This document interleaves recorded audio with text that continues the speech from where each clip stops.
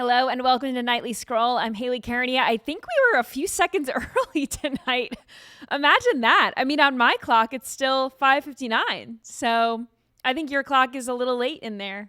We're all off, but it just hit 6 o'clock on my clock out here. Who knows what clock is right? I don't know. What's true? What's fake? I don't know. But I hope everyone had a nice weekend, and welcome to the show. If you are watching live on Rumble, hello, welcome to all my homies in the chat. I can't wait to chit chat with all of you. If you are watching on Facebook or X, come on over to Rumble after a little bit. That's the only place that you can watch the show in full. Rumble.com/Hayley will bring you to the Bongino Report channel where you can subscribe so you never miss a show. And of course, you can listen on Apple Podcasts and Spotify later on. Well, Charlie Kirk's memorial and celebration of life was larger than life yesterday, much like he was and much like his legacy. It is all very fitting, and I've got some highlights from yesterday's big event, plus more updates from the investigation into the assassination and President Trump's message to AG Pam Bondi from over the weekend. Plus, a man fired gunshots into an ABC affiliate after Jimmy Kimmel was suspended. But Jimmy returns to the airwaves tomorrow night. That was a very quick slap on the wrist Disney has announced. We'll get into that as well. Plus, Christians on TikTok are preparing for the Rapture. They say it takes place tomorrow. All that and so much more on this episode of Nightly Scroll. Memorial yesterday, you saw the massive crowds, but those crowds started lining up. This is a video from Savannah Hernandez, who said this was about 6 a.m., so people were lined up for hours and hours and hours before the event was supposed to start, all trying to get in because they knew that State Farm Stadium they had a limited capacity. I thought that the capacity was about 63,000, but apparently, according to Turning Point, they reported that 70,000 filled that stadium capacity. And then 20,000 more attendees were in overflow venues. That is just the people who attended the memorial in person. In person. Now, Turning Point USA predicted that over 100 million people were streaming, and that doesn't include, because by the way, Turning Point was streaming on Rumble, they were streaming on X, but other networks were also streaming this and taking it live as well. Fox News, even CNN, I heard, was taking this live. So Andrew, am I going to pronounce that wrong? Colvett? Is that how you say that?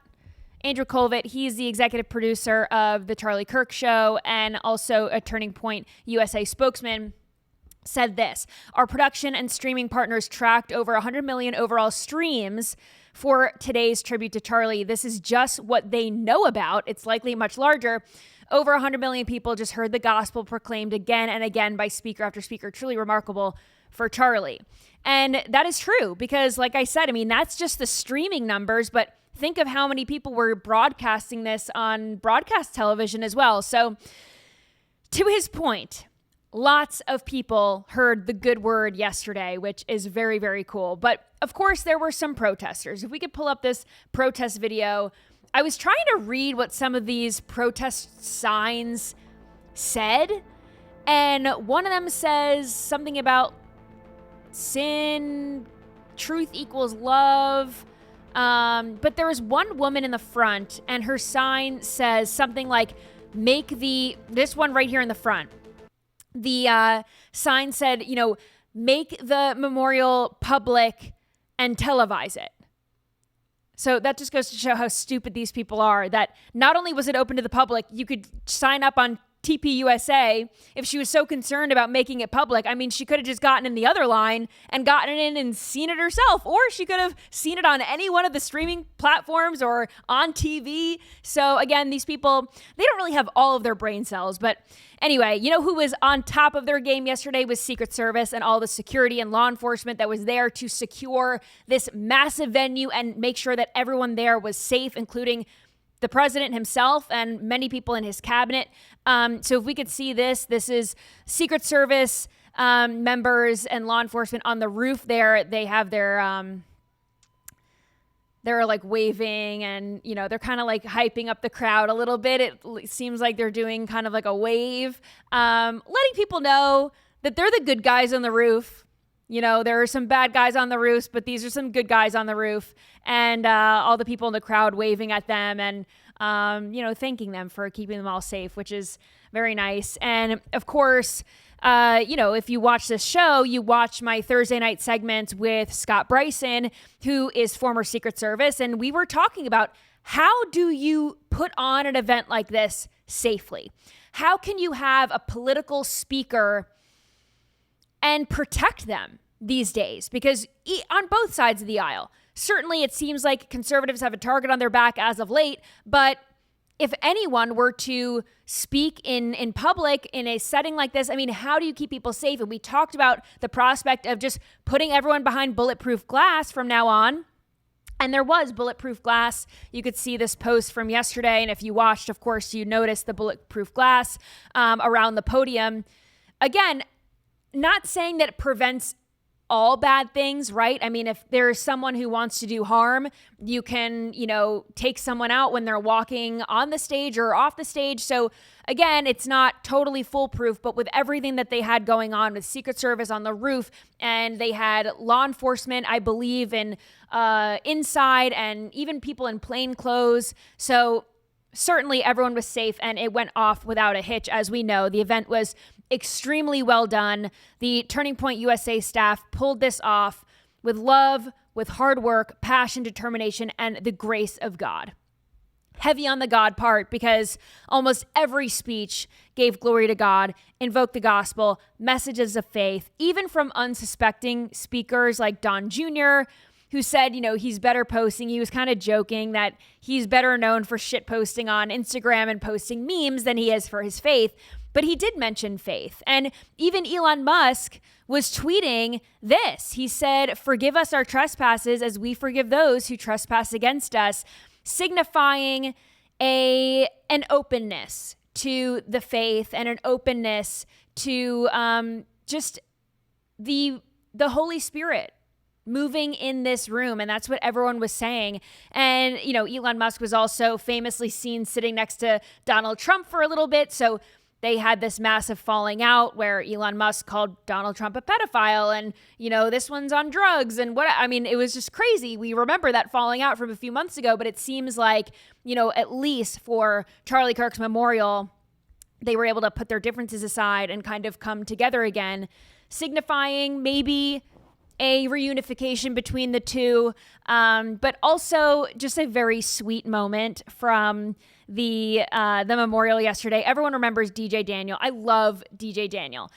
He's the 13-year-old cancer survivor who was he was at the RNC, I believe, or maybe it was the joint. I always get this confused. The joint session of Congress. It was the joint session. Yeah, and he just.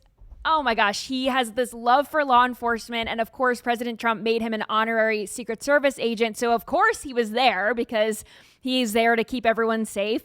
And he had this message about ending violence. Listen. Honestly, based on who did this, that was wrong because he didn't do nothing wrong to nobody. Mm-hmm. And did you listen to Charlie Kirk's podcast? What were your thoughts on him? They were very great, but I just don't see why somebody would kill him. Mm-hmm. That's just wrong. They just really need to stop the violence. Same thing in Texas. Just have to stop the violence. And DJ Daniel was not only spreading the word about stopping violence, he also stopped to tie former North Carolina Congressman Madison Cawthorn's shoes. Watch this. It says this great Secret Service agent is selfless. Look at them hugging. Isn't that so sweet? One of the neat things, the music behind here, it's a song called The Blessing. And him just reaching down and tying his shoes. I'm sure that Madison felt that goodness, It's really sweet. It was a really, really sweet moment. So I just wanted to share that with everyone. These are the moments that weren't caught on the stream itself, right? So maybe you didn't catch that, but on social media, these things, these other stories get to be told, which I think is pretty cool. And I think Charlie would have been very, very proud to see such a strong showing of faith by the sheer amount of people who showed up to honor his life, the little acts of service like tying shoes, and of course all the people who spoke Jesus' name and the word of God in their speeches. And anyone who was there said that they could feel the Holy Spirit moving in that room, which is undoubtable. We know that where there are people gathered in his name, he will be there. And I think out of everyone, we saw the Holy Spirit moving through Erika Kirk. So watch this. That young man. On the cross, our Savior said,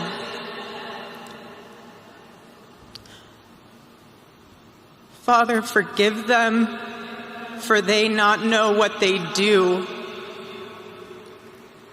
That man, that young man, I forgive him.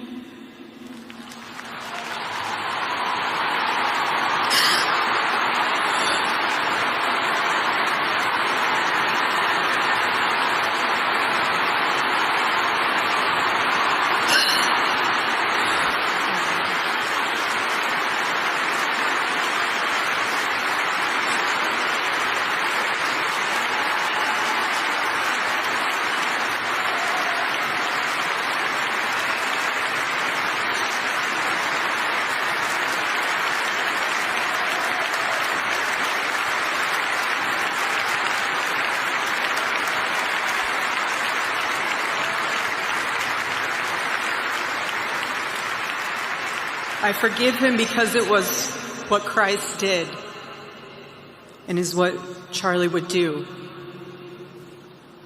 The answer to hate is not hate. The answer we know from the gospel is love, and always love.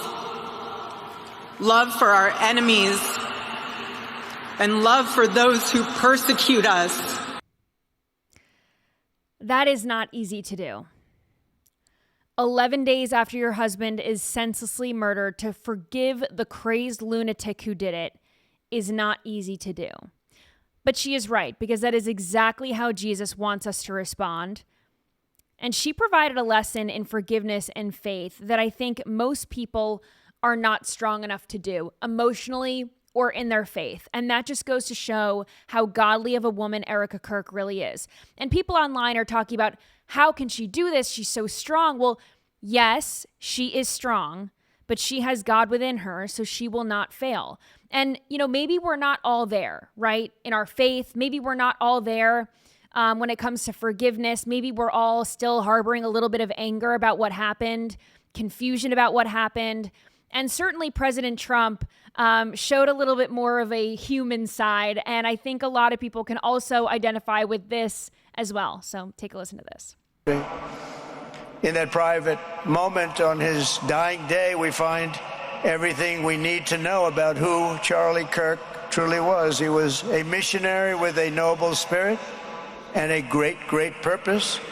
He did not hate his opponents. He wanted the best for them. That's where I disagreed with Charlie.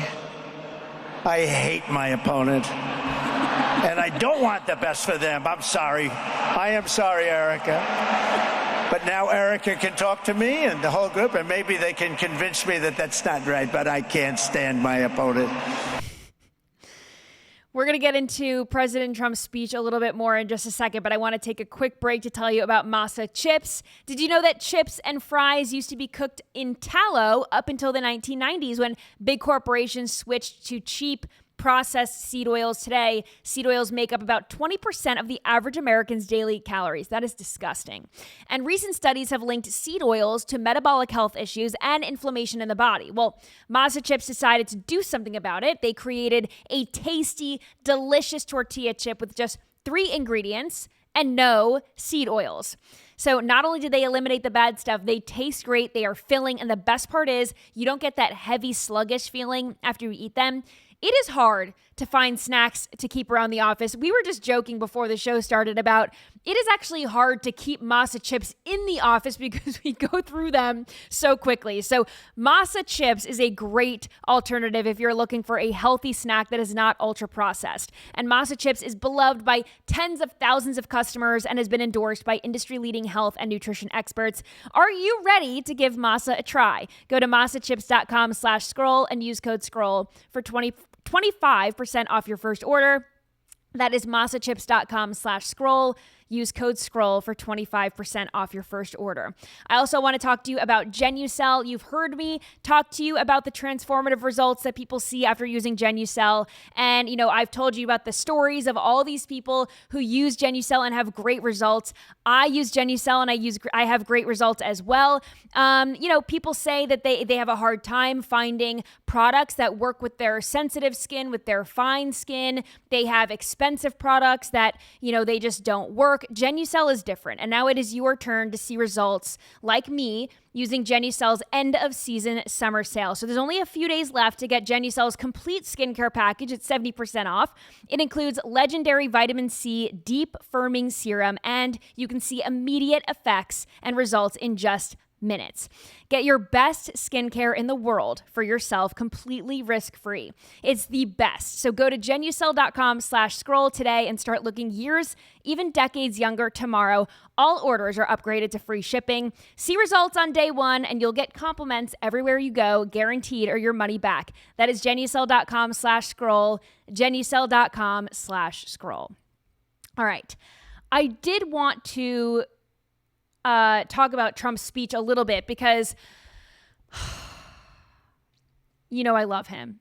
I love President Trump, but sometimes he goes off the rails a little bit. Sometimes, and by sometimes I mean most of the time, he goes off script a little bit. And I think it's hard for President Trump to turn off the rally President Trump and turn down that dial. And I was hoping, I was really, really hoping, stick to a script. Don't turn this into a rally. Just make it about Charlie. And, he started talking about or teasing this Make America Healthy Again announcement today. He was also talking about tariffs. And while I agree that Charlie Kirk did have a lot to do with the MAGA movement, the Maha movement, and all of these things working in the government, I was hoping that maybe he would just talk about Charlie and then save all the other political stuff for, today. And he did. He made that announcement, the Maha announcement today. He kind of teased that something was coming and it was about autism. And here's what he had to say about Tylenol and its effects on autism. Watch. Because when you go from 20,000 to 10,000 and then you go to 12, there's something artificial. They're taking something. And by the way, I think I can say that there are certain groups of people that don't take vaccines and don't take any pills that have no autism. Does that tell you something? That's currently, is that a correct statement, by the way? There are some studies that suggest that, with the Amish, for example. The Amish. You'll fact check. Virtually, I heard none. See, Bobby wants to be very careful with what he says, and he should, but I'm not so careful with what I say. But you have certain groups. The Amish, as an example, they have essentially no autism.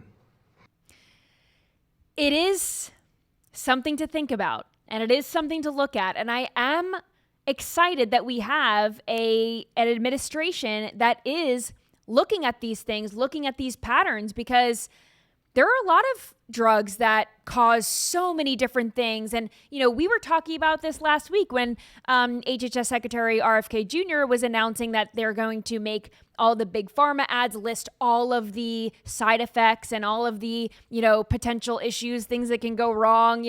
Basically all the fine print that used to be fine print is going to be out there for you in these advertisements, which we were joking. I mean, they're not going to have enough time in the advertisement to get through all the side effects, but I am for transparency, but I just know that these big pharma giants are shaking in their boots because, Tylenol and people who work at Tylenol and other people in big pharma, they know that their days might be numbered. If I had to guess, there are going to be some lawsuits that take place because of this, but I say go for it. And we know that this administration is not afraid of a lawsuit. They are not afraid to stand up for truth and for science and research.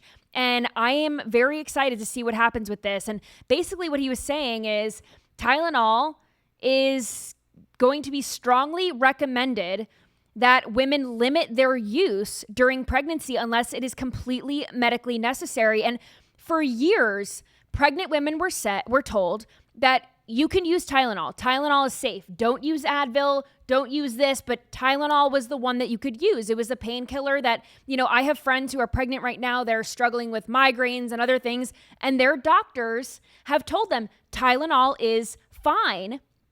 And my friend was just telling me, and this was before this announcement came out, but this was there were grumblings about the Tylenol thing in the last week or so. And my friend told me, I'm not going to take Tylenol anymore. I'm going to struggle through my migraines. They are horrible, but it is not, I'm not going to risk the autism risk for my future son, daughter, etc. And I said, yeah, unfortunately, if they can't provide evidence that there's a safe option for women and safe for the baby, but then it's not worth it. But, there are a lot of drugs that are sold to or billed to pregnant women as healthy, and they are not. Tylenol is not the first drug that women have used. Even my mom and people in my mom's generation, they were told to use certain things that are not good. Our grandparents' generation, we keep learning what's good and what's bad, and we have to adjust when we get new information. So this is what we're doing, right? We're adjusting when we have new information, and we're shaking down these companies for all the details, and we're doing the research. So I say go for it, and better to be safe than sorry. If I was pregnant right now, I would not take Tylenol, and you just use you might have a headache, you might have some other aches and pains, but it is not worth the risk. And I think a lot of women are waking up to this, and I'm glad that we have an administration that's really sounding the alarm on this. But President Trump speaking yesterday, and, Elon Musk in attendance. The left calls this a Nazi rally. They called Charlie Kirk's memorial a Nazi rally because they believe that all this, they think this is just religious weirdness. I saw all these videos online saying that we're going through this mass religious psychosis. I wouldn't characterize it as that. I think people are really finding the faith because Charlie was a mouthpiece, and people were listening to him, and people are still listening to him, and his words are not going to die. His message is not going to die. And I think a lot of people are realizing they're picking up Bibles or going to church for the first time in years. And, the left was calling it a Nazi rally. And this Atlantic writer posted this on X, saying that he doesn't feel at home in America anymore. And he posted pictures of the rally or the memorial yesterday. And he said, I've spent half of my adult life living in one foreign country or another, and I don't think I've ever felt so estranged from the surrounding culture as I am from the aesthetics and sensibilities of this movement. Not even a criticism. I just feel more at home in Greece than these images. Which is interesting. If you want to scroll down, some of the replies were quite interesting. And he continued. He said, this guy, Thomas Chatterton Williams, said, I feel more at home in spots where I can't read the road signs than here. And, people in the comments are saying, okay, so then leave, what are you doing here? It's just odd that people don't feel at home when you're watching a memorial service. Why would you not feel at home? And someone else, if you could scroll and find it, someone else said, I think it was Mark Krikorian, said something about, he was like, let me ask, do you feel this way when you go to a Greek Orthodox vigil, or do you feel more at home when you're at a cafe in Santorini? And that's true. It was a good call out.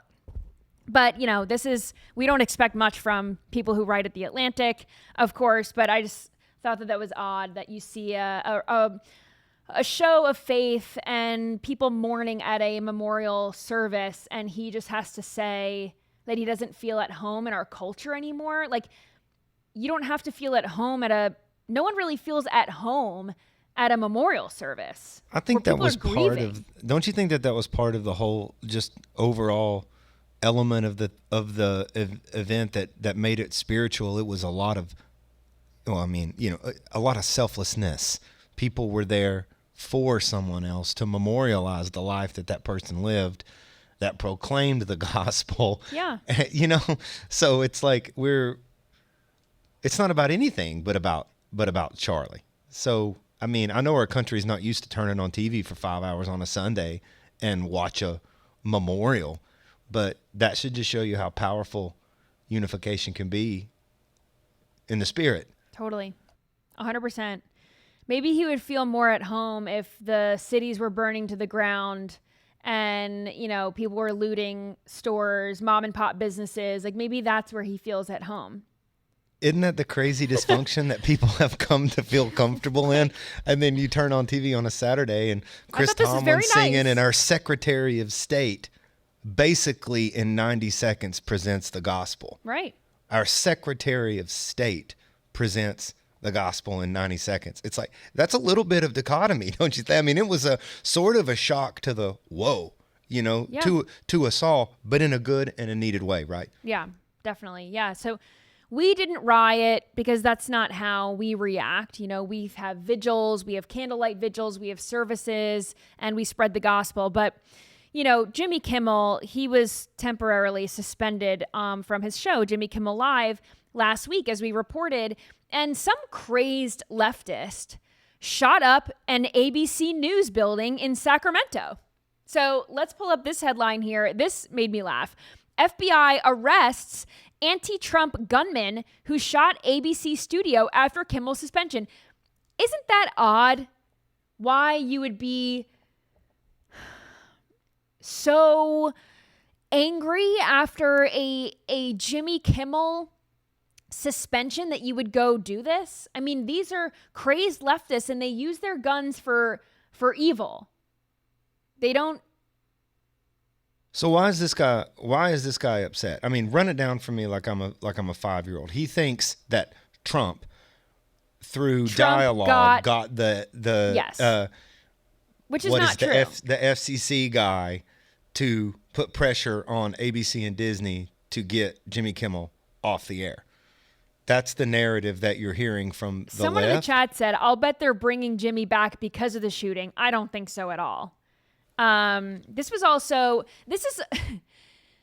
funny. I feel like people don't really understand. I guess this was maybe like a symbolic shooting of the ABC building, but this was a local ABC affiliate in Sacramento. They are not making decisions about Jimmy Kimmel's future in this building. No, I mean, totally. Like, I feel like people think that like local Fox stations are connected to Fox News Channel. People think that like all these things are connected and they're owned by different people. They're run by different groups. Like, there's a lot of nuance here that I think other people, like, he probably just saw the ABC sign and was like, you know, I'm mad about Jimmy Kimmel, but he's, you know, barking up the wrong tree. I can't get past the simple question. That guy is so pissed about Jimmy getting, in the name of like freedom of speech or suppression or whatever, getting kicked off the air. How do you square that with the circle of his ratings are down 50% since 2022? Like, is this, to me, it's like, I know Trump runs off the mouth, but like, I would say ABC wouldn't mind getting his show off the books. And maybe that was a straw that broke the camel's back when he talked about Charlie, and this is it. Like, I think they knew they had to do something in the moment, but even last week, was it on Friday this news happened? Friday or Thursday of last week? I don't remember which one it was, but I said, this is probably a slap on the wrist. This is probably a slap on the wrist. And I said, the reason why they said suspended or preempted is because he's probably coming back. And here we are, just, 6 days later, and his show is going to be back on the air tomorrow night. But, back to this gunman. He was arrested because you can't, shoot up local TV stations, of course. And he posted bail because he was arrested. This is in California, of course, where they have felon coddling policies and criminals can just go to jail and then they can just get out of jail. They could just pay to get out of jail. And this guy posted $200,000 bail earlier on Saturday. Then he was arrested by the FBI, which is actually hilarious because now he's facing federal charges and he's ineligible for bail. Imagine paying $200,000 bail. You get out of jail and then the FBI swoops in and says, Nah, I didn't think so. You're going right back to jail and you can't pay your way out. So I love that. But it turns out that this guy on Thursday, and Variety reported this, but on Thursday, Variety found an X account that they believe was linked to this gunman. And he was tweeting things about anti-Trump and taking out Trump and things like that. He said, this is just one of the posts where he said, quote, "Where is a good heart attack when we need it the most? Please join in my thoughts and prayers for the physical demise of our fearful leader." Interesting. But yeah, so anyway, whether or not you shoot up the ABC affiliate in Sacramento or not, didn't matter. Jimmy Kimmel is back on the air tomorrow. And this is what Disney said in a statement. "Last Wednesday, we made the decision to suspend production on the show to avoid further inflaming a tense situation at an emotional moment for our country. It is a decision we made because we felt some of the comments were ill-timed and thus insensitive. We have spent the last days having thoughtful conversations with Jimmy. And after those conversations, we reached the decision to return the show on Tuesday." Now, it's still unclear as of this show right now what Nexstar and Sinclair are going to do, because you may remember that Disney decided, ABC decided to preempt the show, and then Sinclair and Nexstar and other broadcasting companies, they have the decision whether or not to carry it or not. And just because ABC is bringing it back doesn't mean that Nexstar and Sinclair have to air it necessarily. And maybe there's some contractual agreements that I'm not privy to, so I don't know. Maybe they are contractually obligated to air it. I don't know. But from what I understand, they have the opportunity to say no to Jimmy Kimmel and say no to airing his show again. So we'll have to stay on that and keep you posted. Let me know if there's any updates on that in this hour.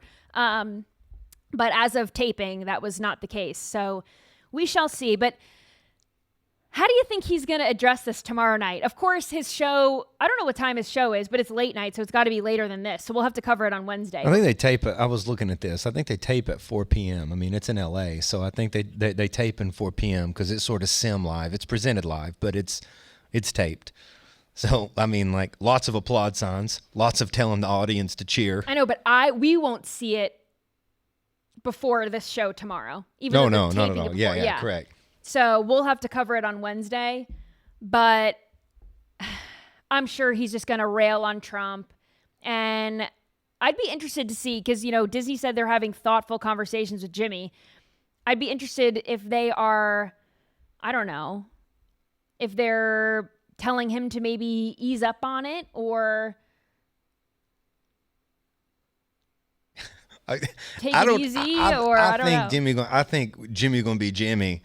And it's just gonna go full anti-Trump. I mean, there's nothing he's not gonna mea culpa any of that, And I mean, and that's ABC's. You're going to deal with this, like you're bringing him back, and so we'll see. And this is what I said last week too: bring him back. This was a slap on the wrist. You can't spread misinformation. You learned your lesson. He'll probably have somewhat of a statement. I'm assuming that ABC might make him air. I don't know. I know that Sinclair said that we're hoping that he donates to TPUSA. We hope that he addresses this before we bring him back. So TBD. Maybe the show will come back. Sinclair will watch the show and see if it's up to their standards. If they want to bring him back based on how he addresses it, we'll see. You honestly think he'll apologize? I don't know. I mean, the chat can maybe weigh in and tell me what they think, but I think he's going to get up there and he's going to talk about oppression, freedom of speech, double down, opposition under a tyrant, and it's going to be par for the course for him. I agree, but I wonder if ABC will make him air a statement where he'll say, like, well, whatever. He might have to apologize, and then he'll just go on his anti-Trump rant. People are saying in the chat he better apologize. Do you guys actually care if he apologizes or not? Like, I don't watch this show, and I haven't watched the show in 10 years, so, like, I actually don't care what he does. This is what I was about to say, and I forgot. But, bring the show back and let the people decide. Because same thing happened with Colbert, where Colbert was, they said we're going to, see out his contract. He's going to do his show until May, and then it's going to be done. And there was all this uproar over it. And, people stopped caring about Colbert. And maybe it'll be, revived when May comes and his show is officially off the air and people will get all mad about it. And then everyone's got the attention span of a goldfish. Everyone's going to forget and everyone's going to move on and everyone's going to live their lives without Stephen Colbert on their TV screens. And I think that the same thing might happen for Jimmy Kimmel. Like, people are so angry right now because it's like the cool liberal thing to do is to be all like up in arms about this, and it plays into their anti-Trump narrative and all that stuff. So it works for them. So they get to be all angry. And I think they'll move on to the next thing. This is, they were all crazy about the No Kings protest, and then they move on to Elon Musk as a Nazi, and then it's the take down Tesla, and then it's the fight the oligarchy, and then it's this, and it's always something. So Jimmy Kimmel is like the current thing that they're pissed about. But I could see all these, I think all these leftists signed on to some letter being like, Jennifer Aniston signed on to this letter, and whoever else signed on to this, open letter saying, we're upset about this. And maybe that had something to do with their decision to bring him back. I don't know. But I think they care about it right now. They don't care about it forever. I think if his show went away and they make decisions based on ratings and the money doesn't make sense, because again, this is all a math problem. Everyone's got a bottom line. And if Jimmy Kimmel's not doing his part, then it's not going to make sense. I love this meme. I support the current thing. Again, we need a Jimmy Kimmel flag. His show is losing money. Colbert's show is losing money. I don't understand why this is the reason that they're not happy with late night. I'm not even sure the whole genre of late night isn't a dying thing. Yeah. So Jimmy, come back, double down, do what you do. But at the end of the day, what do you think the percentage are of people that sign those letters actually watch his show? I mean, I don't think anybody. I don't think anybody is, and that's the problem. Do you really think that Jennifer Aniston is watching Jimmy Kimmel Live every Negative night? on that. No. Negative. Is Meryl Streep watching Jimmy Kimmel Live every night? I don't think No. she's up that late. No. I think they all care about it a little bit because when they have a movie or a book coming out, they get to go on his show and yap about themselves. But other than that, they don't care. They don't care. Anyway, I want to talk about this Trump Truth Social post from over the weekend. This was odd, but he posted this on Saturday night, and it was a message to Attorney General Pam Bondi. And it was just, Pam, : if we could pull this up. Pam. Oh, no, this is a different one. Number 14. You're way ahead of me here. We'll find it real quick. Hold on. Okay. Well, President Trump posted on Truth Social basically saying, and we'll get the original one, but I'm paraphrasing here. It was addressed to Pam. It just said Pam, : and then he said, I'm getting text messages. People are upset. We're not seeing firings. We're not seeing arrests. We're not seeing any movement on January 6th on, the pipe bomber, on this, on that. And I tend to agree. Here we go. Here's what it said. Pam, : I have reviewed over 30 statements and posts saying that essentially same old story as last time. All talk, no action. Nothing is being done. What about Comey, Adam Shifty Schiff, Letitia? They're all guilty as hell, but nothing is going to be done. Then we almost put in a Democrat-supported U.S. attorney in Virginia with a really bad Republican past. A woke rhino who was never going to do his job. That's why 2 of the worst Dem senators pushed him so hard. He even lied to the media and said that he quit and that we had no case. I fired him and there's a great case. Many lawyers and legal pundits say so. And he then was propping up Lindsay Halligan as his choice for, what is her title? I'm forgetting now. U.S. attorney in, please hold. She's the interim U.S. attorney for the Eastern District of Virginia. Sorry, I just had to look that up because I didn't know off the top of my head. But interesting that he was saying, and kind of poking Pam, saying, hey, we haven't, Adam Schiff's not in handcuffs. Some of these people that you said you're going to do things on, and like I said, January 6th pipe bomber, we haven't had any information on that. You know, the Epstein files again. Let me ask you a question. I know a lot of people, a lot's happened, but we still haven't seen the Epstein files. Let me ask you a Just question. saying. Out of all the stuff that's sort of, people have pointed a lot of given a lot of criticism, I think rightfully so, to Pam Bondi, right? Have you ever heard Trump, other than this, kind of get at her a little bit publicly? He's been I feel like defending he's her. always been defensive. He has been defensive of her. Which brings in this next Twitter post, the one that you brought up the first time. We gave away the ending. Sorry. That was the punchline. But yes, then later on, he said this. Pam Bondi's doing a great job as Attorney General of the United States. She's very careful, very smart, loves our country, but needs a tough prosecutor in the Eastern District of Virginia, like my recommendation, Lindsey Halligan, to get things moving. What we don't need is a Democrat-endorsed Republican. I will be nominating Lindsey Halligan, blah, blah, blah, blah. Okay. I think he posted the first one being like, this is what I want Pam Bondi to do. She's not doing what I'm saying. I'm annoyed with her. And then someone must have said, I don't know why he defends her all the time, but he takes to Truth Social and he's like, just kidding. See, that's why Just kidding. We love her and she's so smart. All I see is Trump defending Pam Bondi when a lot of people are frustrated at her. And that was the first time that was like, oh, like he. But then he dug right there. recoiled. Yeah, but then he, I guess he drank a Diet Coke and ate some chicken nuggets or whatever he eats. And, He ate a Snickers. He mellowed and out. He was just feeling a little better. I don't know. But yeah, so interesting there to see him kind of go back on his word a little bit. It seems like he was frustrated with her and then kind of went to defend her again.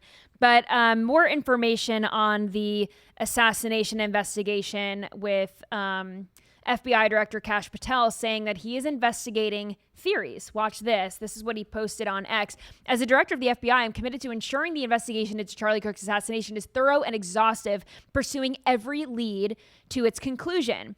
The full weight of America's law enforcement agencies are actively following the evidence that has emerged, but our efforts extend beyond initial findings. We are examining every facet of this assassination. We are meticulously investigating theories and questions, including the location from where the shot was taken, the possibility of accomplices, the text message confession and related conversations, Discord chats, the angle of the shot and bullet impact, how the weapon was transported, hand gestures observed as potential signals near Charlie at the time of his assassination, and visitors to the alleged shooter's residence in the hours and days leading up to September 10th. Some details are known today, while others are still being pursued, and ensure every possibility is considered. Our primary focus is to complete this investigation and deliver justice. Interesting that he said that they're going down all of those rabbit holes, if you will, because we've seen a lot of these theories on social media that the man that was standing behind Charlie Kirk, Frank Turek, now that we know that's who that was, he had his phone out, he's touching his hat. But again, he spoke at Charlie Kirk's funeral yesterday, and he says that Charlie is like a son to him, and he was in the car with all the Turning Point staff when they were trying to get Charlie to the hospital. So again, do I think that this guy has bad intentions? No.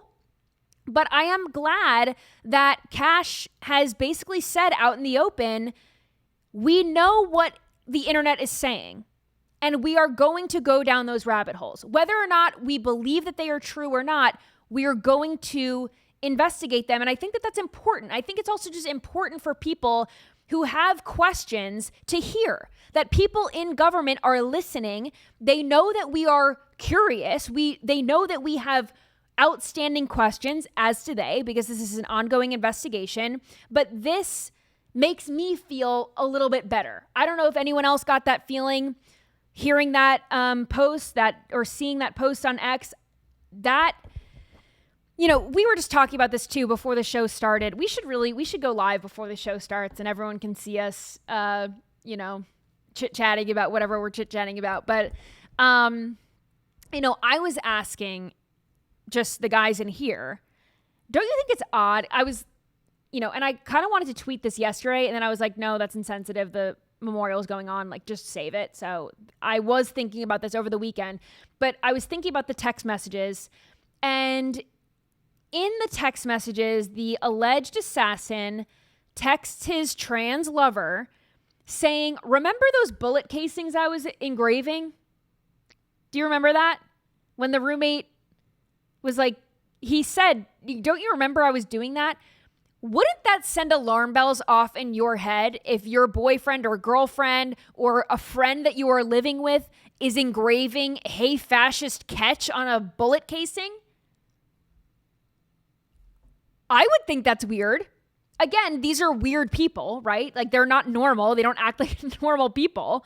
But if I was dating someone and they were engraving bullets, I would say, I would just have some questions. Hey, who are those for? My wife likes knitting, right? It's, I think, a normal hobby. So if she was engraving "Hey Fascist Catch" on one of her knitting needles, would you have questions? I would have questions. Yeah. That would be a little concerning. And bullet, is very strange. I don't know if, like, do hunters do this sort of thing, Andy? Is this, like, normal? Deer. I'm going to shoot you. No, we don't. So, yeah, No. I think it's very strange. But, very, very we strange. saw the other trans killer in Minnesota who shot up the Catholic school. He had all these different writings, political writings and things on his firearms. So, this seems like something that they do. It's not unheard of. I just think it's odd that people are saying, well, the text messages are clearly fabricated to absolve the boyfriend, but then that doesn't absolve the boyfriend because he literally said, like, didn't you see me doing this? So how does that absolve the boyfriend? So I don't believe that. I think it tells we were me all that- saying, go ahead, sorry.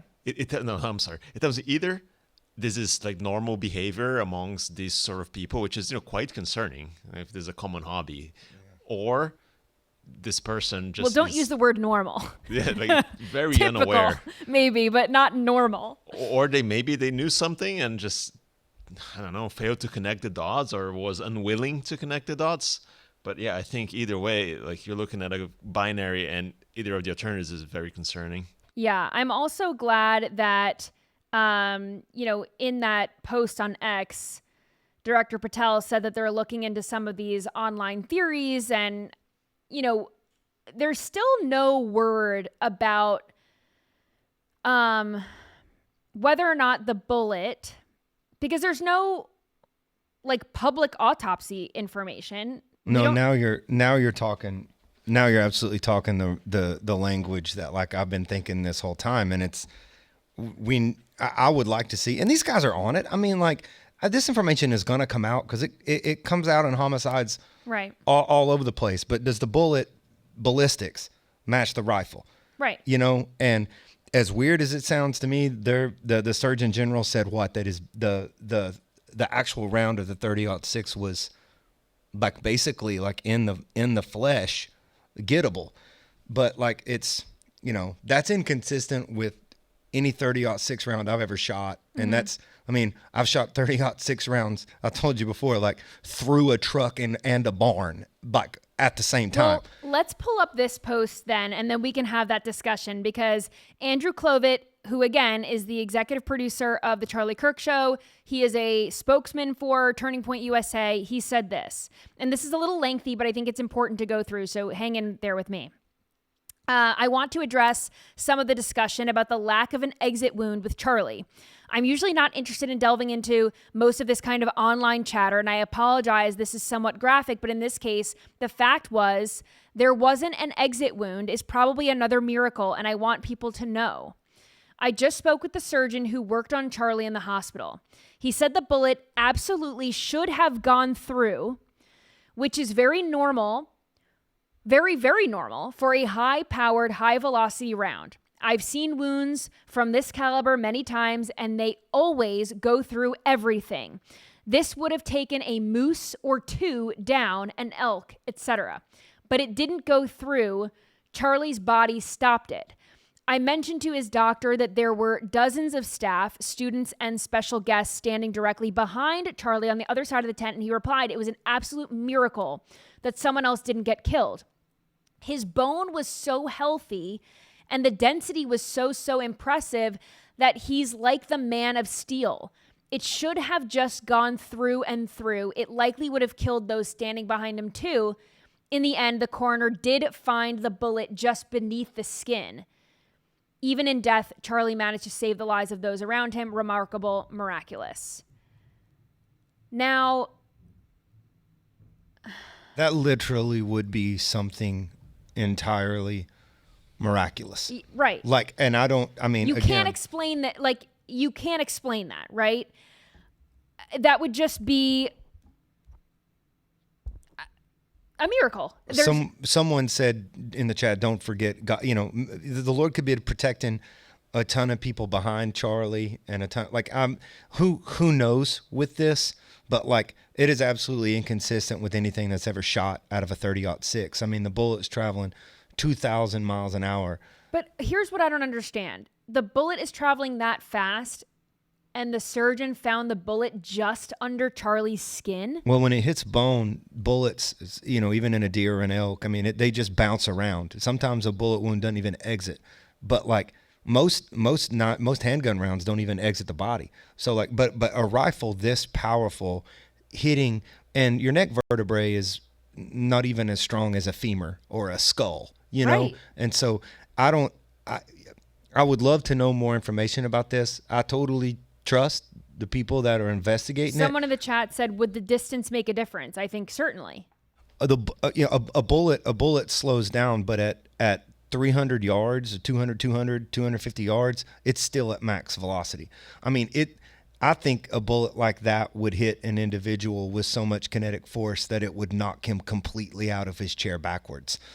Right. But this is all these things are interesting, and I do believe in the miraculous. I don't know. I'm not downplaying any of this. I know they're investigating it. Hold, right? We'll know information, but this is probably not like anybody that's ever gone deer hunting or shot a 30-06. This is not like any wound that they've ever seen. So I mean, you shot 700-pound elk. That's odd, though. Oh, 100%. I'm not trying to sound conspiratorial or insensitive, because I think this would be a lovely thing if it was true. This is very lovely. We could just all lay our heads down at night and say God is watching him and God is protecting everyone else, and that's fine. Like, I'm a believer. I think that that's wonderful, but I also have questions, and I think because there wasn't an autopsy, I do think it's odd that the surgeon found the bullet just under his skin. And the ballistics need to match the rifle. I've also correct. I've also never heard, like, if you are killed with a bolt action rifle, him being young and healthy makes a difference. Like, I don't think that, like, his bones were just so healthy. I've never heard of that. The question raised by the Surgeon General saying that is like the vertebrae that it wasn't the Surgeon General. It was just the surgeon that worked on him. Okay, the surgeon, my bad, said that the bullet that hit his neck vertebrae, those bones in your body are not, in your neck are not as strong as other bones in your body, like your femur, your skull. Right. It's like, I don't know how a bullet that fast hits a small neck vertebrae and doesn't blow it up or blow through it, but instead bounces around, doesn't exit the body, and is right there, easy to get to take a. Weird things are done in ballistics. Who knows? No exit wound is obviously strange, but I'm saying all this to say that the FBI director said that this is ongoing and they are going down every rabbit hole, even the internet ones, even the crazy ones. So again, that makes me feel a little better that, the answers that we do have, that, that's what we know now, but that doesn't mean that more information can't come out later. So 100%. And this isn't like anything, like I don't believe we're being conspiratorial. These are interesting questions that totally. I think will get answered in time, that right now are just sort of like apparent. Like why isn't there a ballistics match? Why wasn't there an autopsy? Well, we don't know that there wasn't. No one has even said whether or not the bullet that was found under Charlie's skin matched. That's what I mean. We don't have a ballistics. At least it's not public. You know what I mean? And so hold. This is short term for an investigation. And so I know there'll be more information released. I believe Cash and Dan, those guys' work ethics are insane. Yep. I know they're working hard on it, but we're just presenting the questions that we think are the most like obvious. Yeah. I mean, someone just said in the chat, did the bullet break? Like, again, we just don't know these things. We don't know if we don't know. We just don't know. So I guess we'll just wait and see. We'll hold. All right, let's get into a quick scrolling time for you that we're going to end the show on, and the rest of scrolling time I'll save for tomorrow. But I wanted to let everyone know that people on TikTok think that the rapture is happening, and it is happening tomorrow, September 23rd. We're all going home. Believers are going home. Aren't we not supposed to know? Correct. The time. Correct, Andy. My daughter was talking about this the other day. I'm like, hey, you made a great point. We're not supposed to know when the rapture comes. It's not in the Bible. It's just not. We're not supposed to know when it happens. It's just going to happen when it happens. This is the way it goes. So anyway, people on TikTok are assuming that, or preparing for the rapture to take place tomorrow. That, well, I don't know. Listen, I tell you these things that are trending on TikTok because it's happening, and I just like to cover it. But this is giving to me the same TikTok witches that said that on September 3rd, President Trump's going to die. And on August 27th, President Trump's going to die. And then they were all wrong. And, maybe this is the last nightly scroll ever. I don't know. Maybe it is tomorrow. I don't know. But I'm just letting you know what everyone's saying online. So this woman is joking, of course, but she is preparing her husband for the rapture. Watch this. It says, preparing my husband for the rapture on Tuesday because there's no way he is going anywhere. And she is teaching her husband how to load the dishwasher, use the vacuum, certain household things, because she's joking that she's not going to be here because she should be praying for him. What's wrong with that woman? She's going home, but her husband is not. I would say if you are in one of these relationships and you think that your husband is not going to make it to heaven, maybe work on him. Don't take him with you. Make sure that he is going with you. Have a conversation. Be equally yoked. That's what I think is important. But promise you, he ain't gonna be thinking about if he wakes up and his wife's gone or her clothes are right where she was standing. I don't think he's gonna be thinking about the dishwasher. He's not gonna be vacuuming or doing the dishes. I don't think if he's left behind. But anyway, so lots of people. This is obviously a joke, but lots of people are dead serious and they think that the rapture is tomorrow. And now, of course, like I said before, the TikTok witches are at it again. So here is a TikTok witch. She is now casting a spell on all Christians, which is great. I'm just going to give myself one of these real quick to make sure that we are protected. We do not claim any negative energy from this video. This is this TikTok witch. This is what she is working on right now. Watch.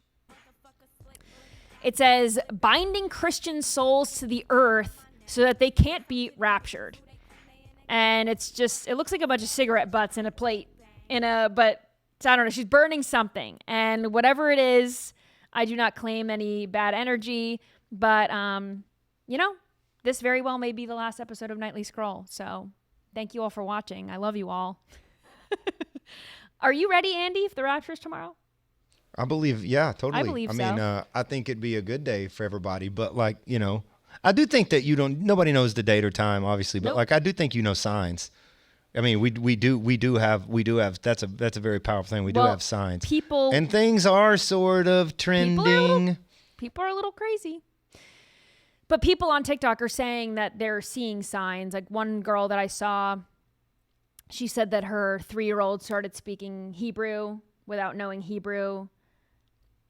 People have pointed at sort of Bitcoin as being that global currency that right. the word speaks of. So I mean, I think things may be trending, but I don't think that Christ, the trumpet's going to sound, in the clouds because TikTok said said it was going to. Don't believe the TikTok witches. Just open your Bible and you'll be fine. All right. Thank you for watching Nightly Scroll tonight. I will see you right back here tomorrow. In the meantime, you can search me on social media. I'm at Hayley Caronia on X, on TikTok, on Truth Social, on Instagram. And if you want to watch the show, of course, rumble.com/Hayley. You can join all my homies in the chat. I love hearing from all of you. It makes the show so much more fun. So definitely do that. Rumble.com/Hayley brings you to the Bongino Report channel. Make sure you're subscribed. Make sure you're subscribed everywhere. Even if you don't listen on Apple Podcasts, go over to Apple Podcasts and subscribe. Leave a nice review. Go over to Spotify. Tell all your friends. And I'll see you right back here tomorrow.